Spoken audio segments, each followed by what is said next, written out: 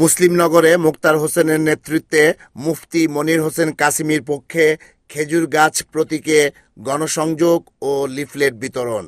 আজ বুধবার বিকেলে ফতুল্লা থানার এনায়েতনগর ইউনিয়নের ৩ নং ওয়ার্ড মুসলিমনগরে আসন্ন জাতীয় সংসদ নির্বাচনে নারায়ণগঞ্জ ৪ আসনে বিএনপি ও জমিয়ত মনোনীত প্রার্থী মুফতি মনির হোসেন কাসিমির খেজুর গাছ প্রতীকের পক্ষে ফতুল্লা থানা স্বেচ্ছাসেবক দলের আহ্বায়ক কমিটির সদস্য মোহাম্মদ মুক্তার হোসেনের নেতৃত্বে গণসংযোগ ও লিফলেট বিতরণ করা হয়। গণসংযোগটি মুসলিমনগর থেকে শুরু হয়ে বিভিন্ন এলাকা প্রদক্ষিণ করে এবং স্লোগানে স্লোগানে মুখরিত হয় রাজপথ। বিভিন্ন এলাকায় আবাল বৃদ্ধ বনিতা সকল শ্রেণী পেশার মানুষের মাঝে খেজুর গাছ প্রতীকে লিফলেট বিতরণ করেন মুক্তার হোসেন।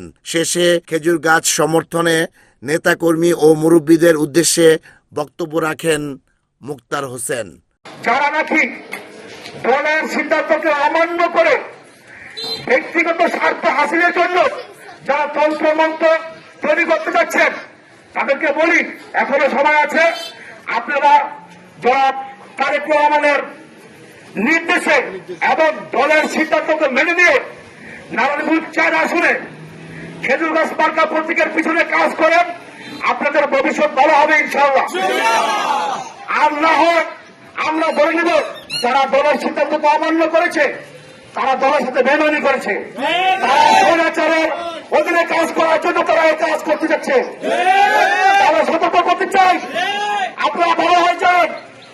আগামীতে ইনশাআল্লাহ বাংলাদেশের জনগণ বিপুল ভোটে যাদের শীষ প্রতীককে জয়যুক্ত করে জনাব তারেক রহমানকে দেশের প্রেসিডেন্ট হিসেবে নির্ণয় করবে। রিপোর্ট আহমেদ শরীফ, NNTV, নারায়ণগঞ্জ।